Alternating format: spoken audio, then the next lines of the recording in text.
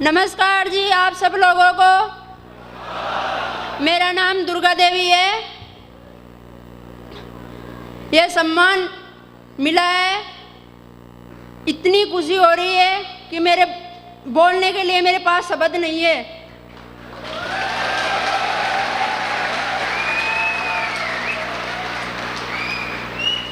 सबसे पहले तो मैं परमपिता परमेश्वर और अपने माता पिता का धन्यवाद करती हूँ जिन्होंने मुझे मनुष्य जीवन दिया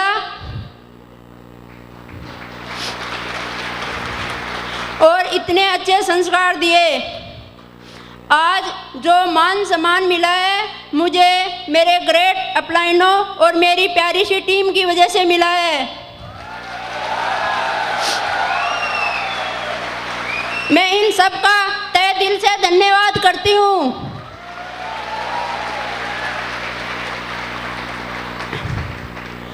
जब मेरी शादी हुई थी तो मेरे हस्बैंड की कोई जॉब नहीं थी, तो मैं भगवान से प्रार्थना करती थी कि हे परमपिता परमेश्वर मेरे पति को सरकारी नौकरी मिल जाए।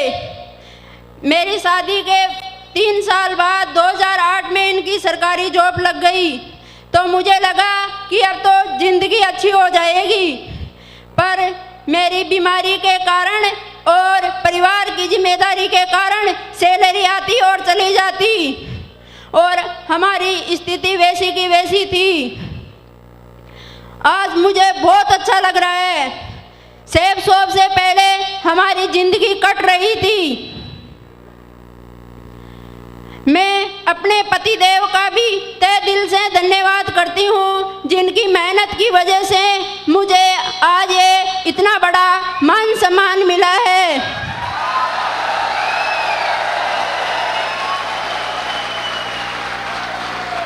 मैं भगवान से प्रार्थना करती हूँ कि अगले 7 जन्म में मुझे यही पति परमेश्वर मिले।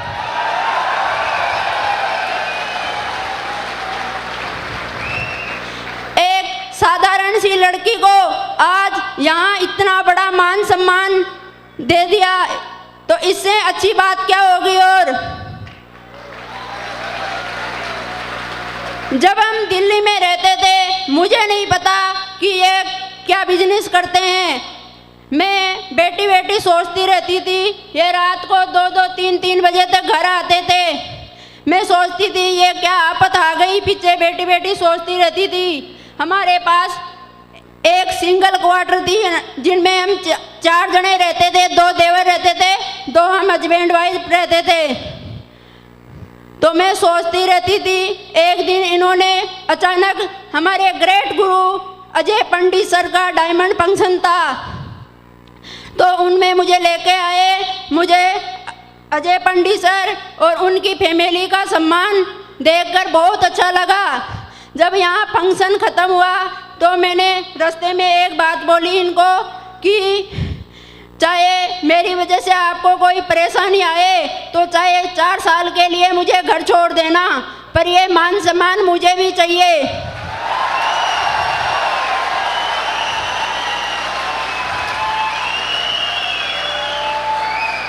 जिनमें हमारा सिल्वर का सम्मान हुआ था। फिर सिल्वर के सम्मान के बाद इनका दिल्ली से ट्रांसफ़र अजमेर हो गया। वहाँ 6 महीने तक एक भी ज्वाइनिंग नहीं आई थी। ये बहुत परेशान रहते थे। पैसों की भी इतनी तंगी थी कि हमारे पास पैसे नहीं थे बिल्कुल भी, नौकरी होने के बावजूद। कभी कभी तो आटा भी नहीं रहता था घर में। गांव से दाल आती थी तो उनकी दाल और चावल की खिचड़ी बना के खाते थे हम।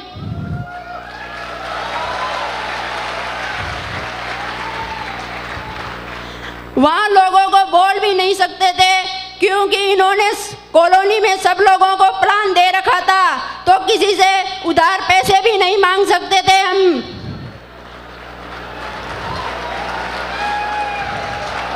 क्योंकि मांगते तो सब लोग यही बोलते कि बोला हमको तो बोलते हैं बोला 8 लाख मिलेगा।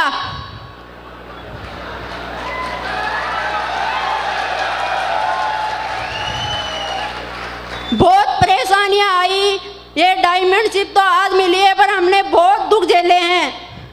पैसों समस्याएं भी और बहुत सारी दिक्कतें आई। हमारे पास बच्चे नहीं थे, पहले हमारी शादी को 15 साल हो गए थे, पर हमारे पास बच्चे नहीं थे।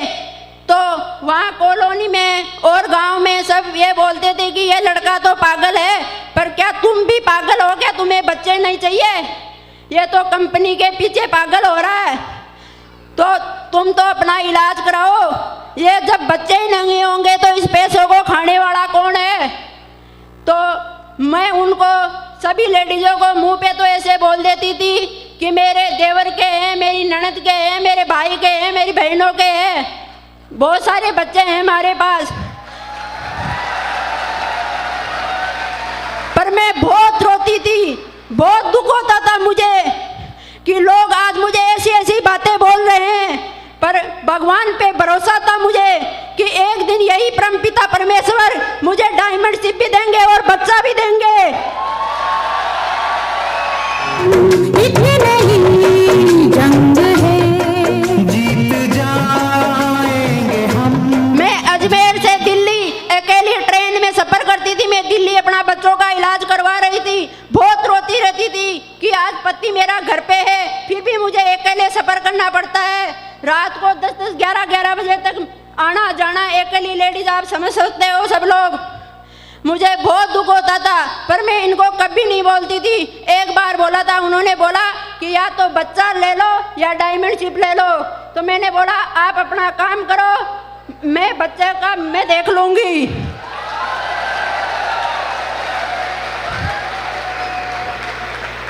बहुत सारी दिक्कतें आई, बहुत सारे लोगों ने बहुत सारी बातें बोली, पर हम सबकी सुन के निकल गए। उस टाइम में इनको बच्चे के लिए रोकती, मेरी दवाई के लिए रोकती, तो आज हमें डायमंड शिप भी नहीं मिलती और बच्चा भी नहीं मिलता। मैं अकेले बैठी बैठी खूब रोती थी, पर मैं किसी को नहीं बोलती थी, क्योंकि मुझे पता था कि भगवान एक दिन मेरी जरूर सुनेंगे। आज मेरा बुरा वक्त है, कोई बात नहीं, पर एक दिन बहुत अच्छा वक्त आएगा मेरा। और मैं इनके 4 चाचा जी हैं, उनका भी मैं तहे दिल से धन्यवाद करती हूँ, जिन्होंने हमारा बहुत सपोर्ट किया।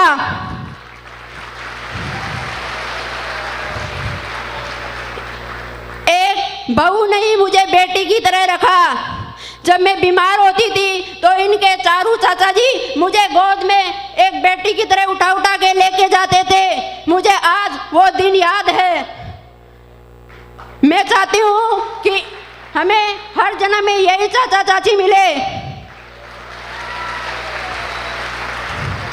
और मैं अपने पापा का भी तहे दिल से धन्यवाद करती हूँ, जो मुझे बहुत खूब पैसे लगा के मुझे बचा लिया।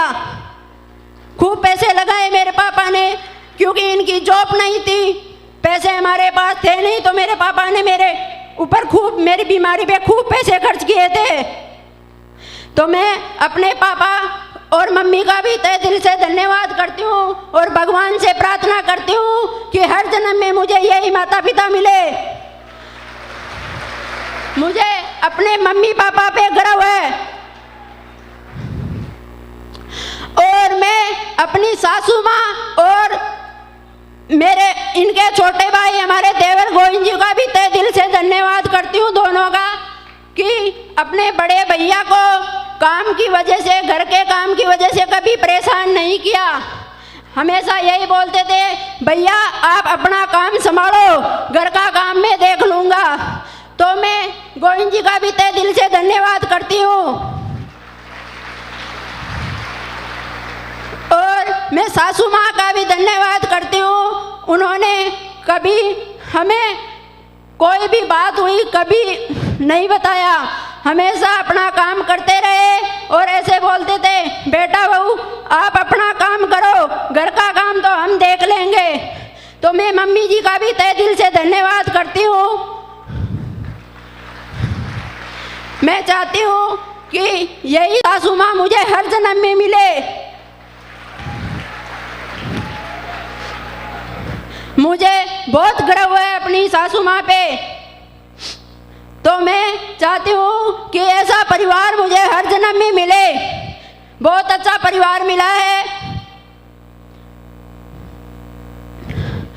बहुत सारी परेशानियां आई पर आज ये दिन आ ही गया। Wish you all the God diamond.